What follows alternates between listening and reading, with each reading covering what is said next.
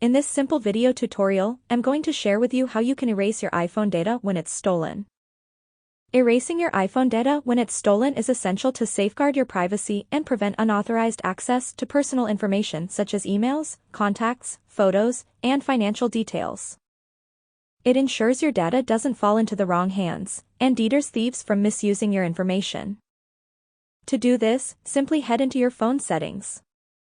On the settings page, scroll down and head into this option of Face ID and passcode. You will have to first enter your phone passcode. On this page, navigate to the very last option of Erase Data. Make sure to enable this option. When turned on, whenever someone tries to put in a wrong passcode 10 times, your iPhone data will get erased automatically. Okay, who does that? Obviously thieves. That's how easy it is to keep your iPhone data secure when iPhone is stolen. If you have any questions, just let me know in the comments section down below.